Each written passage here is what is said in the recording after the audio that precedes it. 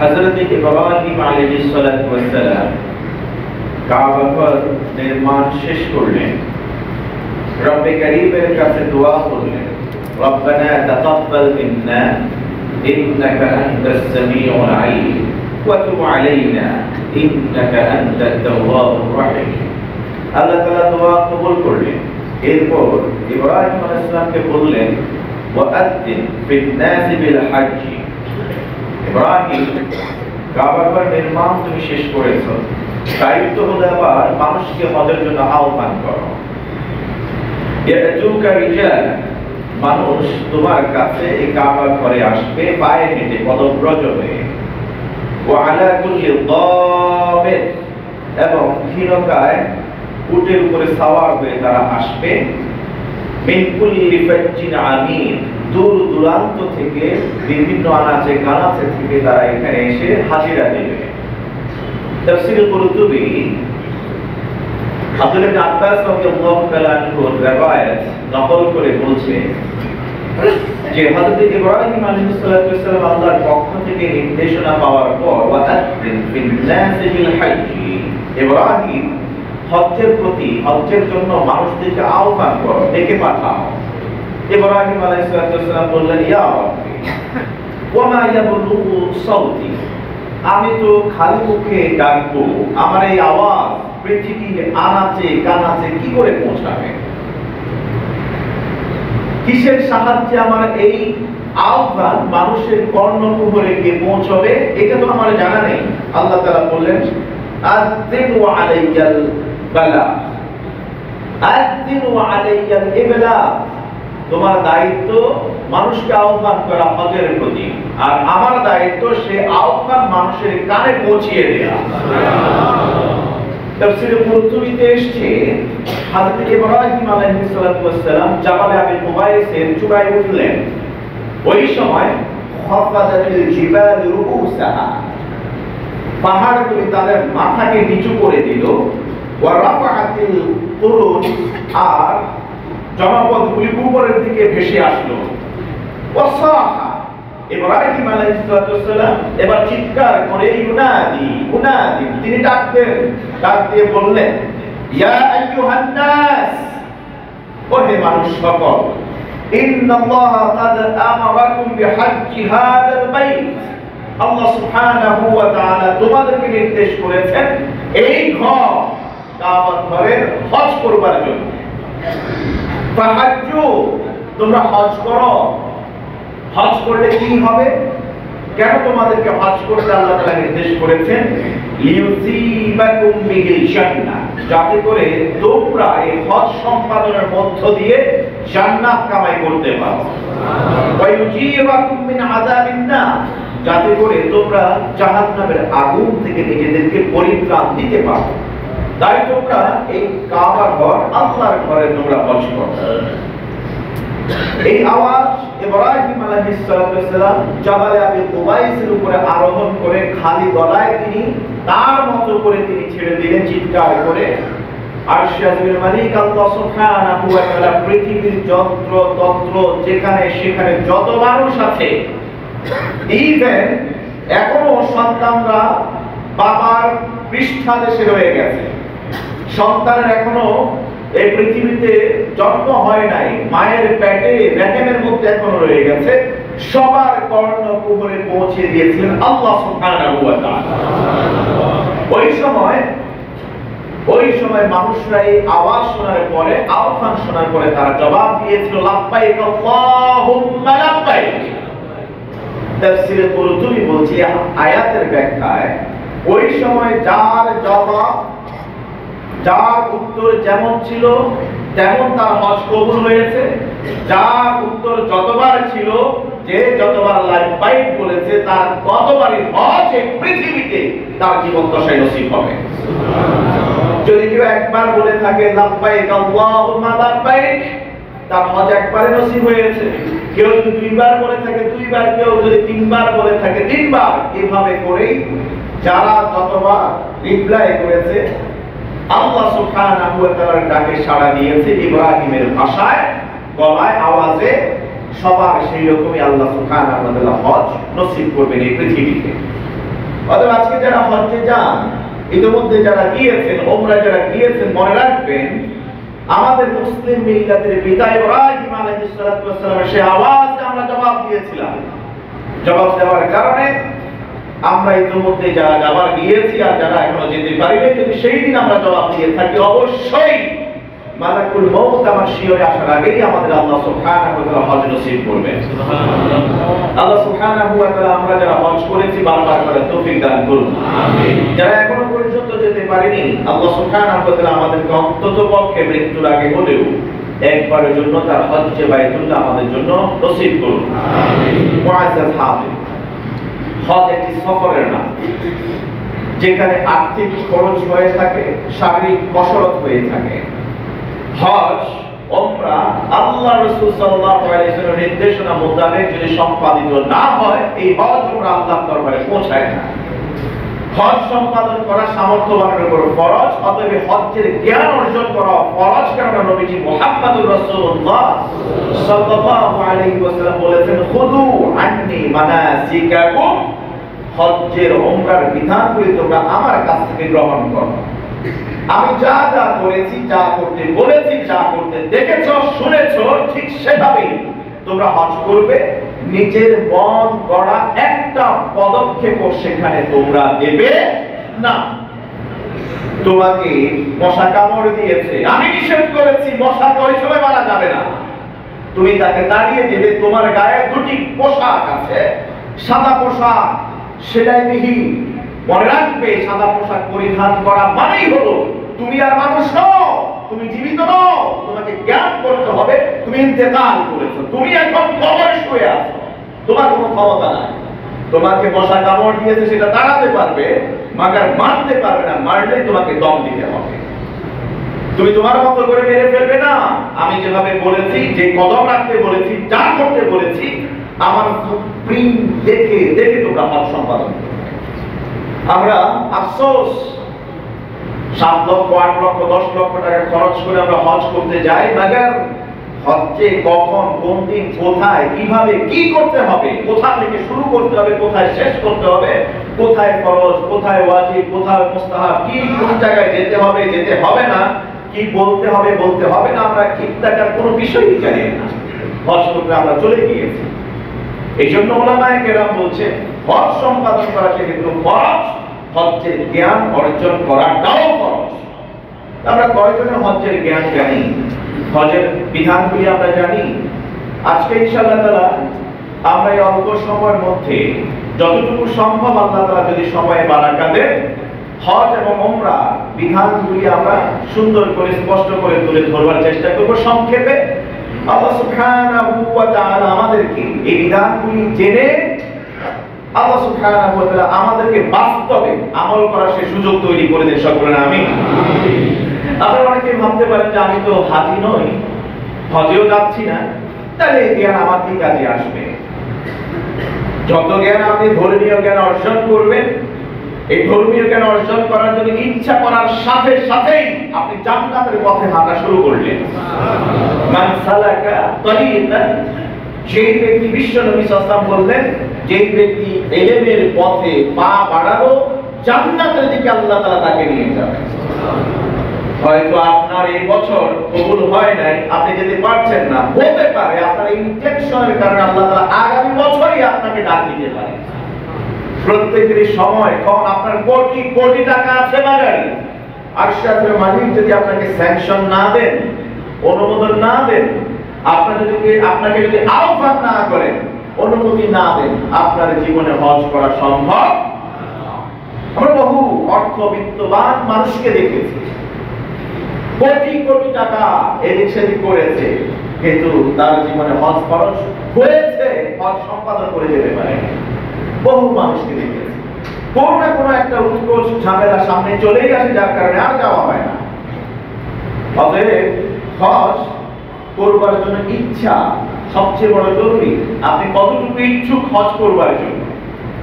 আপনার টাকা পয়সা নাই, ধন দৌলত নাই, সামর্থ্য নাই, শুধু আল্লাহর কাছে যান, পিওর ইন্টেনশন নিয়ে ইখলাসের সাথে দেখুন আল্লাহ সুবহানাহু ওয়া তাআলা কিভাবে আপনাকে মনোনীত করেন। আমাদের তো এরকম বহু ইনস্ট্যান্স আছে বহু ইনস্ট্যান্স আছে। টাকা পয়সা কিচ্ছু নাই, হঠাৎ ডাক এসছে, কোনো একটা আহ্বান করেছে যে একটা সিট ফাঁকা আছে, যাওয়া যেতে পারে, পাসপোর্ট রেডি আছে কিনা, চলো যাওয়া যাবে। অথচ এর আগ পর্যন্ত সে জানতো না তার হজে যাওয়া হবে। আল্লাহ তাআলা ইলহাম করেছেন ওই বান্দাকে, সুবহানাল্লাহ, যমুককে নিয়ে যাও। মনে আল্লাহ ইচ্ছা হলো সবচেয়ে বড় শক্তি। ইচ্ছাটা যদি, ইন্টেনশনটা যদি পিওর হয়, ইখলাসের সাথে হয়, ইনশাআল্লাহ আল্লাহ সুবহানাহু ওয়া তাআলা আপনাকেও সশরীরে রাসূল করিম সাল্লাল্লাহু আলাইহি ওয়াসাল্লামের রওজায় গিয়ে আসসালাতু ওয়াসসালামু আলাইকা ইয়া রাসূলুল্লাহ, আসসালাতু ওয়াসসালামু আলাইকা ইয়া হাবিবাল্লাহ, আসসালাতু ওয়াসসালামু আলাইকা ইয়া সাইয়্যিদাল মুরসালিন, আসসালাতু ওয়াসসালামু আলাইকা ইয়া রাহমাতাল লিল আলামিন। এই সালাম ও দুরূদ পেশ করার আল্লাহ সুবহানাহু ওয়া তাআলা সেই সুযোগ তৈরি করে দিবেন ইনশাআল্লাহ। আল্লাহ তাআলা আমাদের কবুল করুন। আমিন। আমাদের ইফতিতারের আগে হলো একবার সশরীরে আল্লাহ রাসূলকে নিজের কণ্ঠে সালাম দেওয়ার তৌফিক দান করুন। আমিন। যদি আমরা দূর দূরান্ত থেকে সালাম ও দুরূদ পেশ করি, ফেরেশতা আল্লাহ রাসূলের কাছে সেই দুরূদ ভায়া হয়ে পৌঁছান। আল্লাহ রাসূলকে আল্লাহ তাআলা ওই সময় রূহ ফিরাইয়া দেন, আল্লাহ রাসূল সেই সালামের জবাব দেন।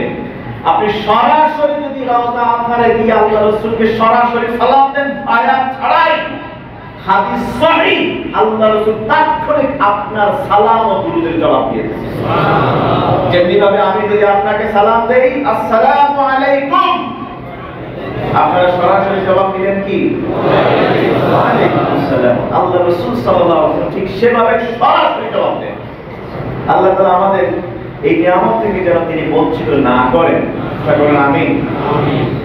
হজের এই সফরে প্রথমে আমাদের দেশ থেকে যারা যান তারা ম্যাক্সিমাম 99% আমি মনে করি তারা তামাত্তু হজ করার জন্য সংকল্প করেন, ইচ্ছা করেন। তামাত্তু হজ মানে হলো একই সফরে ওমরা এবং হজের নিয়ত করা, একই সফরে দুটি কাজ সম্পাদন করা। প্রথমে যাওয়ার সময় ওমরার নিয়ত করে ফেলা। ওমরার নিয়ত আপনি কোথায় করবেন? আপনি যদি বাসা থেকে মনে করেন আপনি সরাসরি জিদ্দায় যাবেন, সেখান থেকে মক্কায় চলে যাবেন, তাহলে আপনি মিকাত পার হওয়ার আগে ট্রানজিট যদি আপনার না থেকে থাকে, তাহলে আপনি এয়ারপোর্ট থেকে সবচেয়ে ভালো হয় আপনার বাসা থেকে আপনি একেবারে ওমরার নিয়ত করে ফেলবেন, কাজগুলি করে ফেলবেন। আর যদি আপনার ট্রানজিট দেওয়া হয় কিংবা আপনাকে যদি প্রথমে মদিনায় নিয়ে যাওয়া হয়, তাহলে আপনি মদিনা থেকে যখন মক্কার উদ্দেশ্যে রওনা করবেন তখন আপনি ওমরার নিয়ত করবেন, এর আগে নয়।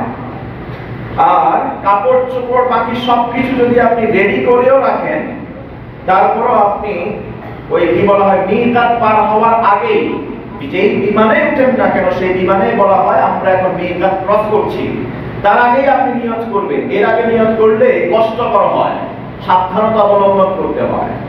আপনি পোশাক পরিচ্ছদ সব কিছু রেডি করে রাখলেন, পরিধান করে রাখবেন, কিন্তু নিয়তটা তখনও করবেন না। নিয়ত করবেন কখন থেকে? যখন মিকাত অতিক্রম করছেন তার আগ থেকে। তারা বললে তখনই আপনি নিয়ত করবেন। আর নিয়ত করতে শুরু লাব্বাইক আল্লাহুম্মা উমরাতান, আল্লাহ আমি উমরার জন্য হাজির। অতটুকুনি নিয়ত মুখে উচ্চারণ করে বলাটা, এই নিয়তটা হজ এবং উমরার নিয়ত মুখে উচ্চারণ করা মুস্তাহাব। কেউ যদি অন্তরে সংকল্প করে তাও হয়ে যায়। তো আপনি যদি মিকাত ক্রস করার আগে ধরেন বাসা থেকে যদি আপনি নিয়তটা করে ফেলেন লাব্বাইক আল্লাহুম্মা উমরাতান, তখন থেকে আপনার হালাল জিনিস আরাম হয়ে যায়। এতটা দীর্ঘ সময় আপনার পথ চলা কঠিন হয়ে যেতে পারে। উমরায় 4টা কাজ। এটা হজের সময় যান, আপনার হজের বাইরে বাকি 11 মাসে যান বা অন্য যে কোনো সময় যান, আপনি উমরার জন্য 4টা কাজ। 1 নাম্বার হলো আপনি প্রথমে ইহরাম এর কাপড় পরবেন, নিয়ত করবেন। 2 নাম্বার তাওয়াফ করবেন 7 চক্কর। 3 নাম্বার সাফা এবং মারওয়ার মাঝখানে সাই করবেন, দৌড়াদৌড়ি করবেন। 4 নাম্বার হলো ওমরার জন্য মাথা মুন্ডন করা। আর হজের সময় গেলে আমি প্রেসক্রাইব করব আপনি মাথা ওমরার সময় চুল কর্তন করবেন, চুল ছোট করবেন, পুরো মাথা চুল ছোট করবেন, মাথা কামাবেন না। কারণ আপনার সামনে হজ রয়েছে, ওমরা আর হজের মাঝখানে ব্যবধান থেকে খুবই কম। অতএব আপনি হজ্জের সময় মাথা মুন্ডন করবেন। যদি এখন আগে মাথা মুন্ডন করেন তাহলে হয়তো চুল ততক্ষণে গজিয়ে নাও উঠতে পারে। তো এই জন্য মুস্তাহাব হলো হজ এবং ওমরা একই সফরে যদি আপনি করেন, সময় যদি খুবই কম থাকে, আপনি আগে ওমরার সময় মাথা চুল ছোট করবেন। কেউ একটু একদিক থেকে একটু কেটে ফেলে দেয় না, আমরা প্রেসক্রাইব করব পুরো মাথা চারদিক থেকে যেন প্রত্যেকটা চুল স্পর্শ করে এইরকম একটু একটু করে কেটে ফেলে দেবেন। আর আলটিমেটলি হজের সময় যখন আবার আপনাকে মাথা মুন্ডন করা লাগবে, সেই সময় আপনি চুল ছোট না করে মাথা মুন্ডন করবেন, ওইটাই মুস্তাহাব। দেখো ওমরার কাজ মূলত 4টা, আর এই কাজগুলি একদিনেই হয়ে যায়, একদিনেই শেষ ওমরা, দ্বিতীয় দিন আর দরকার হয় না। প্রথম হলো 2 টুকরা কাপড় পরা, আর হলো ওমরার জন্য নিয়ত করা, এইটা একটা। 2 নাম্বার কাবা ঘরে গিয়ে 7 চক্কর দেয়া। 3 নাম্বার 7 চক্কর দেওয়ার পরে মাকামে ইব্রাহিমকে সামনে রেখে 2 রাকাত নামাজ পড়া, এটা বাড়তি মুস্তাহাব আমল, সুন্নাত আমল। এরপরে পিছনেই দেখবেন সাফা মারওয়ার মাঝখানে দৌড়াদৌড়ি করা, সাই করা। এরপরে হলো মাথার চুল কাটা কিংবা মাথা মুন্ডন করা। এই 4টি কাজই হলো মূলত, বা 5টি যদি আমি নামাজ সহ ধরি, 5টি কাজ হলো ওমরা। ইহরামের জন্য কয়েকটি বিষয় আপনাকে নজর রাখা দরকার, খেয়াল রাখা দরকার। খুব গুরুত্বপূর্ণ যে মেসেজগুলি শেয়ার না করলেই নয়। আপনি যখন রওনা করবেন তার আগে সুন্দর করে পুতো পবিত্র হয়ে নেবেন, নখগুলি কেটে নেবেন। আপনার মাথার চুল যদি দরকার এলোমেলো হয়ে থাকে, একটু সুন্দর করে পরিপাটি করে সাজিয়ে নিয়ে নাপিতের কাছে গিয়ে অথবা বাসায় কাউকে দিয়ে আপনার গগলের লোমগুলি উপড়ে ফেলা, নাভির নিচের অযাচিত লোমগুলি ফেলে দেওয়া, এবং এরপর আপনি সুন্দর করে গোসল করবেন। তারপর আপনি আপনার শরীরে দীর্ঘ সফরে হয়তো দুর্গন্ধ দেখা দিতে পারে, অনেকের শরীরে এরকম দুর্গন্ধ ছড়িয়ে যায়। বিধায় ইহরামের 2 টুকরা কাপড় শরীরে জড়ানোর আগেই আপনি আপনার শরীরে, মাথায়, মুখে আপনি সুগন্ধি মেখে নিতে পারেন, এটা মুস্তাহাব। কিন্তু খবরদার, ইহরামের 2 টুকরা কাপড় পরিধান করার পরে কোনো সুগন্ধি মাখা এটা জায়েজ নাই, নিষিদ্ধ। বিধায় কিন্তু আপনি ইহরামের কাপড় পরিধান করার পরে সুগন্ধি আতর ব্যবহার করতে পারছেন না, অ্যালকোহল ফ্রি সেন্ট বা স্প্রে ব্যবহার করতে পারছেন না, বডি স্প্রে, তার আগেই ওই কাপড় শরীরের সাথে জড়িয়ে নেওয়ার আগে আপনি সেগুলি নিতে পারেন। 2 টুকরা কাপড় একটি চাদর হিসেবে আর একটি লুঙ্গি হিসেবে পরবেন। আপনারা জানেন যে শুরুতেই যাওয়ার সময় নিয়ত করার আগে আপনার দরকার নেই আপনার শরীরের কোনো অংশ বের করে রাখা, প্রকাশমান করে রাখা। শুধুমাত্র যখন তাওয়াফ শুরু করবেন, প্রথম চক্করের শুরুতেই ডান কাঁধটা ফাঁকা রাখবেন, বাম কাঁধের উপর দিয়ে চাদরটা জড়িয়ে দিবেন। ডান কাঁধ ফাঁকা থাকবে আর একটা পাশ বাম কাঁধ দিয়ে পিছনে চলে যাবে। আর লুঙ্গিটা সুন্দর করে আপনার গিট্টু দিয়ে অথবা ভালো করে মজবুত করে পরার চেষ্টা করবেন। এরপর আপনি যেটা করতে বললাম, মিকাত ক্রস করার আগে আপনাকে বলা হবে, আপনি চাইলে বিমানে ওঠার আগেও আপনি নিয়ত করে ফেলতে পারেন। কারণ অনেকের এই অভ্যাসটা আছে, গাড়িতে উঠলে কিংবা বিমানে আরোহণ করলে এরপরে ঘুমের ঘোরে হারিয়ে যান। আপনি যদি বিমানে ওঠার আগে নিয়ত না করেন, তাহলে হতে পারে আপনার মিকাত ক্রস করে ফেলেছেন, এরপরে আপনি জায়গা পেয়েছেন, জাগ্রত হয়েছেন, তখন আর সুযোগ নাই, তখন দিতে হবে আপনাকে। আবার কোন মাযহাব তো এটাই বলেছেন, আবার ফিরে আসতে হবে, তারপর শুরু করতে হবে, নচেত আপনার হজ উমরা হবে না। যাদের এরকম সম্ভাবনা আছে ঘুমিয়ে যাবার, তাহলে তারা তার আগে থেকে নিয়ত করে ফেলবেন। আর যাদের ঘুমিয়ে যাওয়ার সম্ভাবনা নাই, তারা অবশ্যই, আমি বলবো এটা উত্তম হবে, সহজ হবে আপনার জন্য মিকাত ক্রস করার আগে নিয়ত করা। হজ উমরা যেহেতু একটা সমষ্টিগত ইবাদত, আমরা একসাথে কাফেলায় যাই, এটাই উত্তম। কাফেলা যাওয়া, একাকী যাওয়া চেয়ে তখন আপনারা একে অন্যের প্রতি খেয়াল রাখবেন, কোন কাজটা ছুটে যাচ্ছে, কোন কাজটা বাকি আছে, বা নিয়ত করলো কিনা। মিকাত ক্রস করার আগেই ঘোষণা দেওয়ার পর করে আপনি একজন আরেকজনকে বলবেন, নিয়ত করো নাই, না করে করেছ, না করলে নিয়ত করে ফেলো। ওমরার নিয়ত প্রথমে শুধু ওমরার নিয়ত করতে হবে।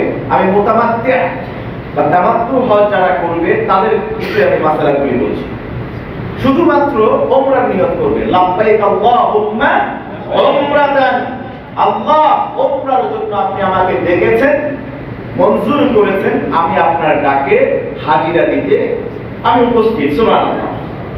এটাই হলো নিয়ত হয়ে গেল। লাব্বাইক আল্লাহুম্মা উমরা, এটা দীর্ঘ নিয়ত না, এতটুকু লাব্বাইক আল্লাহুম্মা উমরা।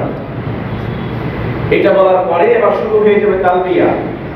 ওই যে আমরা যেই আওয়াজ শোনার পরে, হজের ডাক শোনার পরে পড়েছিলাম লাব্বাইক আল্লাহুম্মা লাব্বাইক লাব্বাইক লা শারীকা লাকা লাব্বাইক ইন্নাল হামদা ওয়ান নি'মাতা লাকা ওয়াল মুলক লা শারীকা। এই তালবিয়া উঁচু আওয়াজে, গুমগুম আওয়াজে, মুখরিত করে আওয়াজ উচ্চারিত হবে হাজরে আসওয়াদকে চুম্বন করার আগ পর্যন্ত, কিংবা ইস্তেলাম করার আগ পর্যন্ত, অর্থাৎ প্রথম চক্কর তাওয়াফের শুরু করার আগ পর্যন্ত এই তালবিয়া করতেই থাকবে, এটা বন্ধ করা যাবে না। আমাদের অনেকেই দেখা যায় নিয়ত করার পরে এবার গাল গপ্পে মেতে আছে, তালবিয়া পাঠ করে না। আপনি আল্লাহর দরবারে হাজিরা দিতে গিয়েছেন, কত ভিআইপি পাস ক্রস করে আপনি এরপরে যাচ্ছেন। প্রতিটা রন্ধ্রে রন্ধ্রে, কদমে কদমে মুহাদ্দিসিনে কেরাম বলেছেন, আল্লাহ যখন তাদেরকে ডেকে মেহমান হিসেবে পাঠাচ্ছেন তার ঘরে, প্রতিটা রাস্তার প্রতিটা কর্নারে, প্রতিটা কোণে, প্রতিটা জায়গায় ফেরেশতাকে আল্লাহ তাআলা ইস্তিকবাল জানানোর জন্য মোতায়েন করে দিয়েছেন। আপনি এই জন্য আওয়াজ করে বলবেন লাব্বাইক আল্লাহুম্মা লাব্বাইক লাব্বাইক লা শারীকা লাকা লাব্বাইক ইন্নাল হামদা ওয়ান নি'মাতা লাকা ওয়াল মুলক লা শারীকা লাক। তাওয়াফ নিয়ে কথা বলা দরকার। তাওয়াফে কিছু বিষয় খুবই জরুরি, মনে রাখবেন। আমি পুরো ইন ডিটেইলস বলছি না, অল্প সময়ের মধ্যে ইনডাসিন ব্রিফ কিছু ধারণা দেওয়া এবং যেগুলি খুব গুরুত্বপূর্ণ সেই মেসেজগুলি তুলে ধরা, এটাই হলো আমার আজকের টার্গেট। তাওয়াফ, এই ইহরাম আপনার হজের জন্য দরকার, উমরার জন্য দরকার। এর তাওয়াফ হজের জন্য আছে, উমরার জন্য আছে। আপনি যখন তাওয়াফ করবার জন্য তালবিয়া দিতে দিতে প্রথম মসজিদে হারামে পা রাখবেন, আপনার পাটা যেন ডান পা হয়। প্রথম যে কদমটা দিবেন সেটা যেন ডান পা হয়। সালাফে সালেহিনগণ পা থেকে জুতা খুলে ফেলতেন। সালাফে সালেহিনগণ পা থেকে জুতা খুলে ফেলতেন, কারণ তারা জানেন ওই জায়গার প্রতিটি ধুলি বালি কণার মধ্যে আল্লাহ রাসূল মুহাম্মদুর রাসূলুল্লাহ সাল্লাল্লাহু আলাইহি ওয়াসাল্লামের পবিত্র নূরানী কদমের ফুটপ্রিন্ট পড়ে আছে। সম্মানার্থে ইহতিরামান তারা পায়ের জুতা খুলে ফেলতেন। নবীজি যে জায়গায় পা রেখেছেন সেই জায়গায় কি করে আমি আমার জুতা দিয়ে সেই জায়গাটা মারিয়ে দিতে পারি। তারা এটাকে বেয়াদবি মনে করতেন, তাই তারা জুতা খুলে ফেলতেন। আপনি ডান পা দিয়ে ঢুকবেন, ইদা দাখালাল মসজিদাল হারাম, আপনি মসজিদে হারামে যাবেন, ডান পা দিয়ে ঢুকবেন। শুরুতেই বিসমিল্লাহি ওয়াসসালাতু ওয়াসসালামু আলা রাসূলিল্লাহ, আল্লাহুম্মা ইফতাহ লি আবওয়াব রাহমাতিক। একটু এতটুকু করুন, যদি পারেন আরেকটু বাড়তি করবেন। আউযু বিল্লাহি আযীম ওয়া বিওয়াজহিল কারীম ওয়া সুলতানিহিল কাদীর মিনাশ শাইতানির রাজীম। এই দোয়াটা পড়ে মসজিদে ঢুকে আপনার যাবতীয় কাজ আদায় করার আগ পর্যন্ত ইবলিস শয়তান তার দলবল আপনাকে কোনো ধরনের প্ররোচনা ওয়াসওয়াসা দিতে পারে। আপনি নির্বিঘ্নে শান্ত মনে সুন্দর করে নিরবিচ্ছিন্ন আপনি ইবাদত করতে পারেন, সেই সুযোগ দিবেন আল্লাহ সুবহানাহু ওয়া তাআলা। এবার মাহেন্দ্রক্ষণ মসজিদে হারামের চত্বর দিয়ে আপনি ঢুকলেন, প্রথমেই দেখবেন দূর থেকে দেখা যাচ্ছে সেই স্বপ্নের ঘর, কালো ঘর, কালো বিলাপে জড়িত আবৃত সেই ঘরখানা দূর থেকে আপনি দেখবেন, দেখা যাচ্ছে অনেক দূর থেকে। এতদিন যে এই ঘরখানাকে আপনি টিভি স্ক্রিনে দেখেছেন কিংবা ক্যালেন্ডারে দেখেছেন অথবা কোনো ছবিতে দেখেছেন, জীবনে ভাবেন নাই এর সামনে যাবেন সেই যোগ্যতা বা সুযোগ আছে কিনা। আপনি আজকে সেই সময় সুপরিচিত হয়েছেন, আপনার সামনে সচক্ষে কোনো ভয় ছাড়াই সরাসরি আল্লাহ সেই ঘরকে আপনি দেখছেন। একটা দুর্বল হাদিসে এসেছে, যদি এই হাদিসের ব্যাপারে সাহাবীদের মধ্যে দুই মত ছিল। যেহেতু আপনি প্রথম দেখেছেন কাবা ঘরকে ইস্তেকবাল জানানো হাত দিয়ে, আব্দুল্লাহ ইবনে আব্বাস রাদিয়াল্লাহু তাআলা কে যখন তিনি হাদিস বর্ণনা করছেন, এক সাহাবী বললেন, আপনি যেই কথা বলেন আল্লাহ রাসূলকে কি ঠিক সেভাবে ইস্তেকবাল করতে দেখেছেন? আপনি দূর থেকে হাত দিয়ে কাবাকে অভ্যর্থনা জানাতে? তিনি বললেন, হ্যাঁ আমি দেখেছি। সাহাবী বললেন যে না, আমি তো জানি ইহুদিরা এইভাবে ইস্তেকবাল জানায়, ও গ্রিট করে মানুষদেরকে, তাহলে এটা কেমন হবে? তিনি বলেন, আমি আল্লাহ রাসূলকে এমনটা দেখেছি, কাবার সম্মানে দেখার সাথে সাথে হাত দিয়ে তাকে ইস্তেকবাল জানানো, হাত দিয়ে ইশারা করা। এটা করা জরুরি নয়, আপনি চাইলে করতে পারেন। কেউ যদি আমাদের আতিশয্যে এসে এরকম হাত উঠিয়ে, দেখবেন ইয়েমেন থেকে যারা যায়, সুদান থেকে যারা যায়, ইন্দোনেশিয়া থেকে যারা যায়, ইভেন মালয়েশিয়ার অনেকেই আমি দেখেছি, তারা দূর থেকে কাবা ঘর দেখার সাথে সাথে হাতটা উঠিয়ে ইশারা করে ইস্তেকবাল জানায়।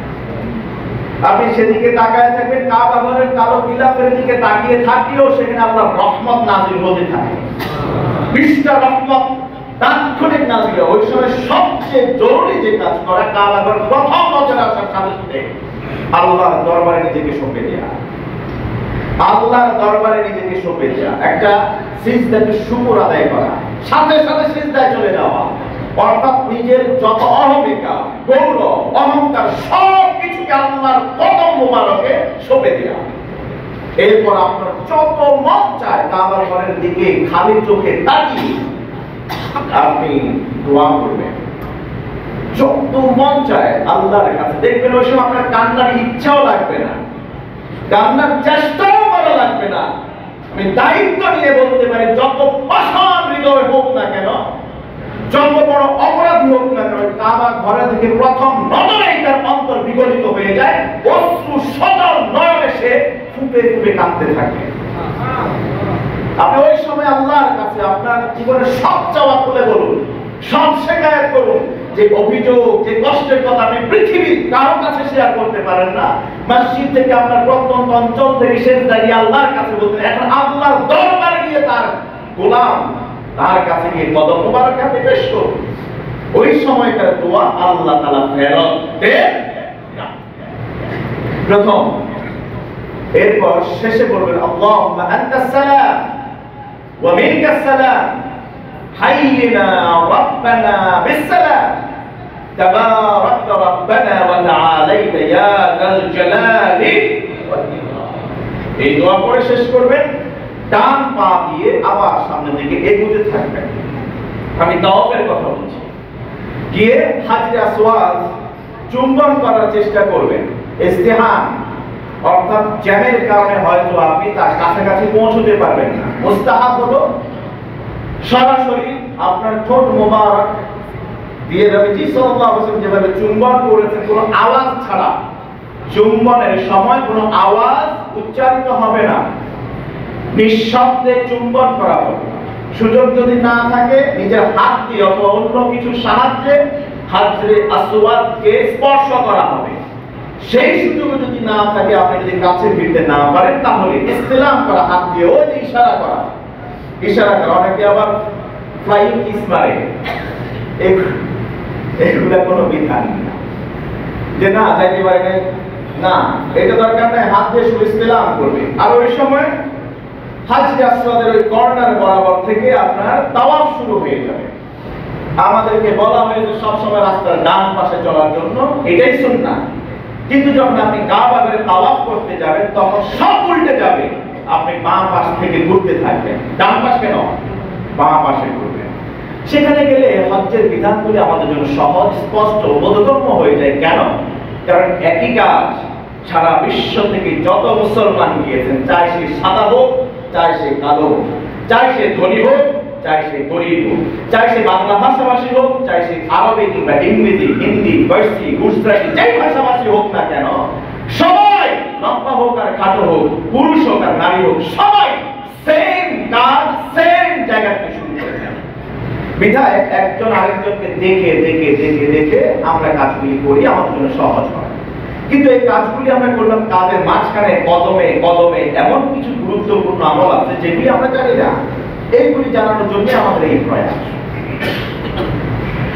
আপনি বিসমিল্লাহ আল্লাহু আকবার আপনি যদি হাজরে আসওয়াদকে চুম্বন করতে না পারেন, দূর থেকে ইশারা করে প্রথম তাওয়াফ শুরু করবেন বিসমিল্লাহ আল্লাহু আকবার, এই ঘোষণা দিয়ে এবার আপনি শুরু করলেন। আস্তে আস্তে হাজরে আসওয়াদের আগের কোণ রুকনি ইয়ামাইনি এখান পর্যন্ত আপনি আসবেন। আসার পরে আপনি এখান থেকে হাজরে আসওয়াদ পর্যন্ত এই জায়গাটুকু যেতে, এই কোণটা অতিক্রম করতে আপনি পড়বেন রব্বানা আতিনা ফিদ দুনিয়া হাসানা ওয়া ফিল আখিরাতি হাসানা ওয়া কিনা আযাবান নার। এই দোয়াটুকু হাদিস থেকে জানা যায়। এছাড়া মাঝখানে নিজে নিজের মতো যা মন চায় তাই আল্লাহ তাআলার কাছে আরজি হিসেবে পেশ করে দোয়া করবেন। এই ক্ষেত্রে আমরা বলবো মুস্তাহাব হলো প্রথম 3 চক্কর একটু দ্রুত হাঁটা বা হালকা দৌড়ানোর ভান করা, আর শেষ 4 চক্কর আপনি আপনার স্বাভাবিক অবস্থায় শেষ করবেন হেঁটে হেঁটে। এর মধ্যে আরো কিছু মাসালা আপনাদেরকে জানান দিতে চাই। কোনো কারণ ছাড়া, শরীর কোনো কজ ছাড়া, শারীরিক কোনো অপারগতা ছাড়া এই তাওয়াফ 7টির মাঝখানে বিরতি না দেয়া মুস্তাহাব। তবে হ্যাঁ, আপনি বিরতিও দিতে পারেন যদি শরীর কোনো কারণ থাকে। যেমন আযান হয়ে গেছে, আপনি তাওয়াফরত অবস্থায় আছেন, এরপরে ইকামত হয়ে গেছে, তখন আপনি তাওয়াফরত অবস্থায় আছেন, ইকামত আল্লাহু আকবার দেয়া শুরু করলো, যে জায়গায় আছেন সেই জায়গায় আপনি থেমে যাবেন, নামাজ শেষ, এরপর আবার ওই জায়গা থেকে আবার শুরু করে বাকি তাওয়াফ শেষ করবেন। তাওয়াফরত অবস্থায় যদি আপনার ওযু চলে যায়, অনেকের যেতে পারে, কারণ আমাদের দেশের জন্য এই মাসালা খুব বেশি জরুরি। আমরা এমন সময় হজে যাই, এমন অবস্থায়, এমন বয়সে, যে সময় আমরা ওযু ঠিক মতো রাখতে পারি না, দীর্ঘ সময় হাঁটতে পারি না, আমাদের শারীরিক সক্ষমতা আমরা হারিয়ে ফেলি। অথচ মালয়েশিয়া সহ বিভিন্ন দেশে বিয়ে করার আগে বিয়ের যোগ্য কিনা এটা পরীক্ষার জন্য একটা গুণ হচ্ছে হজ করেছে কিনা। যদি হজ করে তো মেয়েকে বিয়ে দেওয়ার জন্য মোটামুটি প্রস্তুতি গ্রহণ করে। প্রথম যদি শুনে সে হজ করে নাই, ওই তার বর হিসেবে তারা নামে নেয় না, ও পাত্র হিসেবে উপযুক্ত না। কিন্তু আমাদের দেশে আমরা হজ করি, সব কিছু শেষ করে জীবনের সায়ান্তের দিকে এসে যখন আমার আর কোনো ক্ষমতা নাই নিজের চলার মতো, তখন আমরা হজ করতে যাই। যার কারণে এই মাসালাটা আমি মনে করি খুবই জরুরি। আমাদের দেশ সহ যারা মুরব্বী সেখানে যান, তাওয়াফ তো দীর্ঘ সময় লাগে। যদি আপনি কাবাঘর পর্যন্ত পৌঁছতে পারেন, অল্প সময় শেষ করতে পারেন। যদি সেখানে না পান, দূরে কিংবা দোতলায়, যদি উপরের দিকে 3 তলার দিকে যান, তাহলে আরো বিশাল সময় লাগে, বহু দূর দিয়ে যেতে হয়। আর আপনার সামর্থ্য আছে, আর আপনি সেখান থেকে কি বলে রিয়াল দিয়ে আপনি বাহন নিয়ে নেবেন, এটা হবে না। যেভাবে মসজিদে আপনার সামর্থ্য আছে দাঁড়িয়ে নামাজ পড়ার, কিন্তু আপনি বসে নামাজ পড়তেছেন, এই নামাজের কোনো মূল্য নেই আল্লাহর কাছে। আপনার শারীরিক সামর্থ্য নাই, কষ্টে আছেন, কিন্তু আপনি দাঁড়িয়ে থাকতে পারেন না, বসেও থাকতে পারেন না মাটিতে, ফ্লোরে, তাহলে আপনার জন্য চেয়ারে বসা জায়েজ আছে। কারণ আপনার কোনো অবস্থাতে নামাজ আপনার জন্য মওকুফ করা হয় না, সব অবস্থায় নামাজ পড়তে। ঠিক তেমনি ভাবে সেখানে আপনি গিয়েছেন, শারীরিক সক্ষমতা আছে, কিন্তু আপনার প্রচুর টাকা আছে, আপনি সেখানে ভাড়ায় পাওয়া যায়, এটা হুইল গাড়ি পাওয়া যায়, আপনি হুইল গাড়িতে করে আপনি তাওয়াফ করে ফেলবেন অল্প সময়, সেটা কিন্তু হবে না। এই জন্য যদি তাওয়াফ এর মাঝখানে কারো ওযু চলে যায়, তাহলে ওযু করতে যাবে, আবার নতুন করে তাওয়াফ শুরু করতে হবে। দেন আপনি যদি ভুলে যান, কয় তাওয়াফ দিলাম তো, কয় চক্কর দিলাম তো ভুলে গেলাম, এমনটা হয়, 7 চক্কর মনে রাখা কঠিন হয়ে যায়। কারণ ওই সময় কয় চক্কর করলাম এটার চেয়ে অনেকেই বেশি মাথায় রাখে যে কি দোয়া বাদ রয়ে গেল, কিভাবে হাজরে আসওয়াদের কাছে যাব, কিভাবে রুকনি ইয়ামিনে যাই স্পর্শ করব। হ্যাঁ, রুকনি ইয়ামিনে স্পর্শ করা মুস্তাহাব। তবে যদি জ্যাম থেকে থাকে তাহলে আপনি কাছেও যাবেন না, দূর থেকে আপনি স্পর্শ করবেন না, এটা জায়েজ নাই, বরং শুধুমাত্র ইস্তেলাম করবেন। এতটুকু পর্যন্ত করা বৈধ আছে দূর থেকে। তা আপনি চাইবেন কাবা ঘর ধরবার জন্য, এইসব টেন্ডেন্সি চিন্তার কারণে মনটা যখন ব্যস্ত থাকে, তখন আপনি হয়তো ভুলে যেতে পারেন কয় তাওয়াফ আপনি দিলেন। সেই সময় আপনি কিভাবে সিদ্ধান্ত নেবেন? সিদ্ধান্তটা হবে আপনি কয় চক্কর দিলেন এটা নিজেকে প্রশ্ন করবেন। যদি আপনি মনে করেন 4 তাওয়াফ হলো নাকি 5টা, 4টা নাকি 5টা, 5টা নাকি 6টা, তাহলে আলাল আকাল যে সংখ্যাটা আপনার সর্বনিম্ন, অর্থাৎ আপনি সন্দেহে আছেন 6টা হয়েছে নাকি 5টা, তাহলে 5টা ধরেই বাকিটা শেষ করতে হবে। যদি আপনি 4 বা 5-এর দ্বন্দ্বের মধ্যে থাকে তাহলে 4টা শেষ হয়েছে ধরে বাকি আরো 3টা শেষ করতে হবে, এটাই হলো নিয়ম। আর ওই সময় আপনি এভাবে করে 7 চক্কর শেষ করে হাজরে আসওয়াদ থেকে শুরু করে আবার হাজরে আসওয়াদ পর্যন্ত 1 চক্কর এভাবে করে 7 বার আপনি ঘুরবেন, টার্ন করবেন, আপনার তাওয়াফ শেষ হয়ে যাবে। এরপর আপনি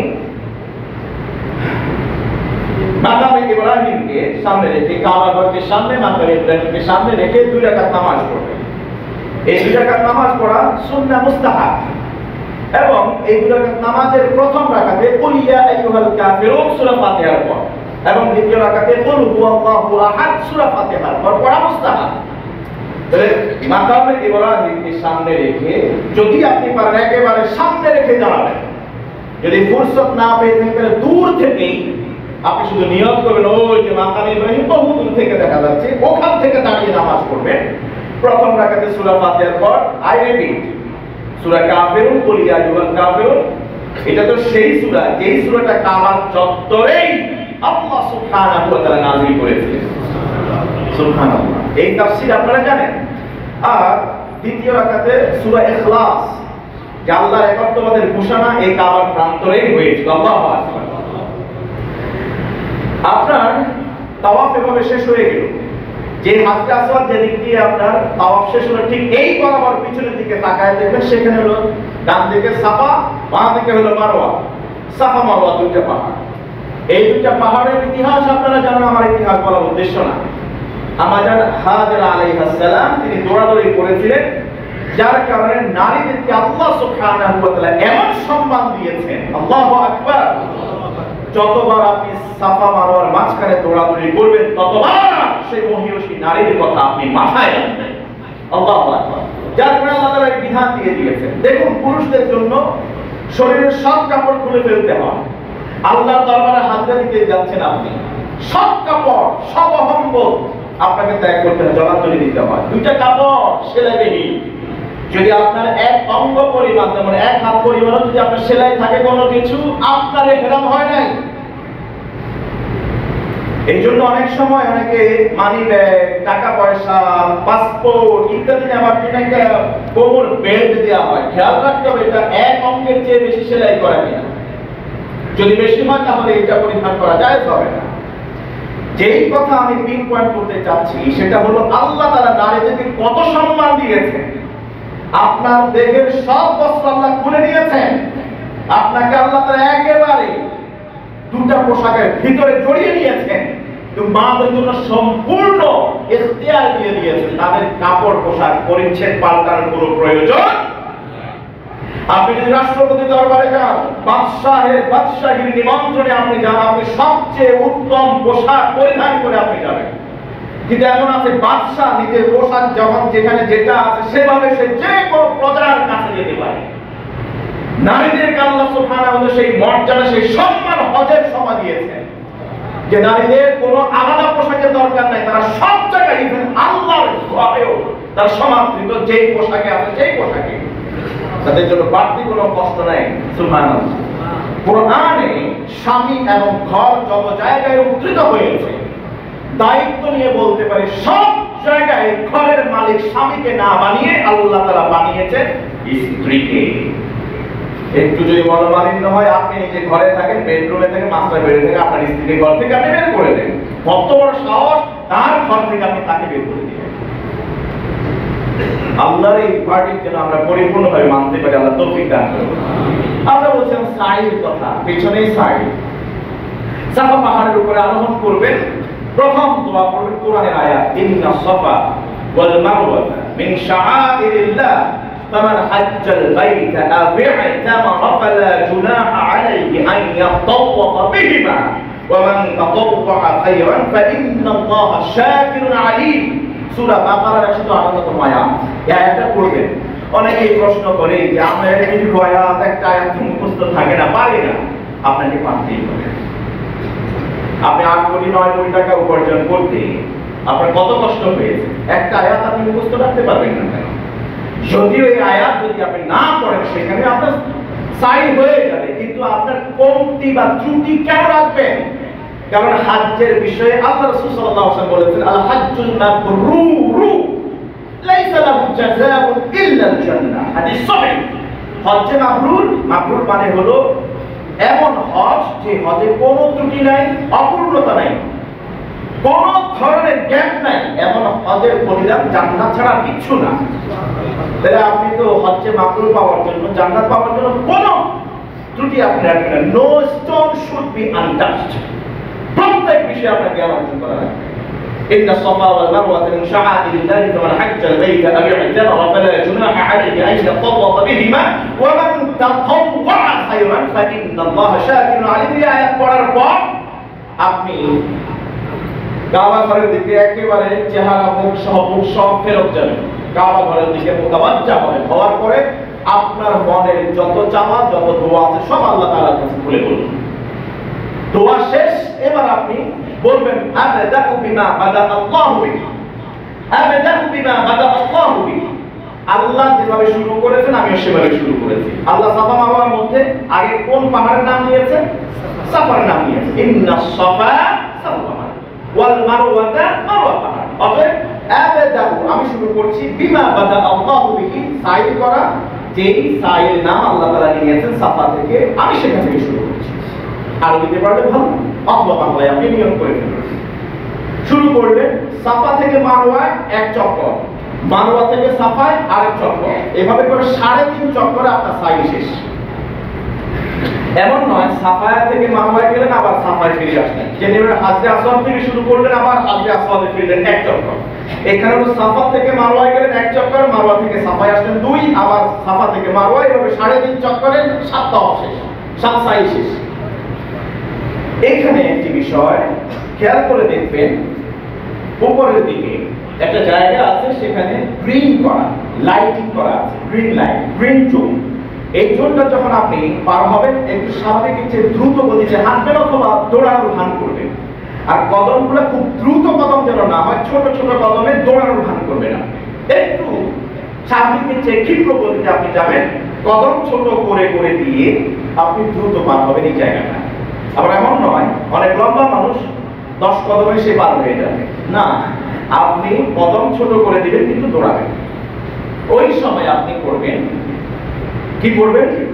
রব্বিগফির ওয়ারহাম ওয়া আনতাল আ'আজ্জুল আকরাম, রব্বিগফির ওয়ারহাম ওয়া আনতাল আ'আজ্জুল আকরাম। এই দোয়াটা করবেন, এরপরে করবেন রব্বানা আতিনা ফিদ দুনিয়া হাসানা ওয়া ফিল আখিরাতি হাসানা ওয়া কিনা আযাবান নার। Now I wanna examine you.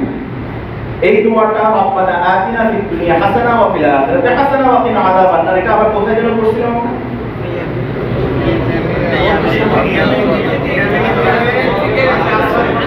আইওয়া, রুকনে Yamin থেকে শুরু করে হাজরে আসওয়াদ পর্যন্ত এই জায়গাটুকুনে আমরা রব্বানা আতিনা করি। এটা মাসনুন। আবার মাসনুন হলো এই যে গ্রিন জোন, এই জায়গাটা পার হওয়ার সময় প্রথম ডান কদমটা আপনি রাখবেন গ্রিন জোনে, আপনি রওনা শুরু করলেন রব্বিগফির ওয়ারহাম ওয়া আনতাল আ'আজ্জুল আকরাম, শেষ রব্বানা আতিনা ফিদ দুনিয়া হাসানা ওয়া ফিল আখিরাতি হাসানা ওয়া কিনা আযাবান নার। আমি যেটা করে থাকি, দুইটা দোয়া যেহেতু পড়া মুস্তাহাব, শুরুতেই আমি রব্বিগফির ওয়ারহাম ওয়া আনতাল আ'আজ্জুল আকরাম এটা পড়ার পর রব্বানা আতিনা এমন ভাবে পড়তে থাকি যাতে করে আমার লাস্ট কদমে গিয়ে ওয়া কিনা আযাবান নার পড়ে। এর মধ্যে আমার এই দোয়া শেষ, ওই গ্রিন জোনটা আমার পার হয়ে যাওয়া শেষ। আপনি খেয়াল করে দেখবেন এই দোয়া দুইটা পড়তে যত সময় লাগে ততক্ষণে আপনি খুব দ্রুত গতিতে সুন্দরে আপনি পার হয়ে যেতে পারেন। আপনি আরো কিছু দোয়া আপনি চাইলে অ্যাড করতে পারেন সেখানে।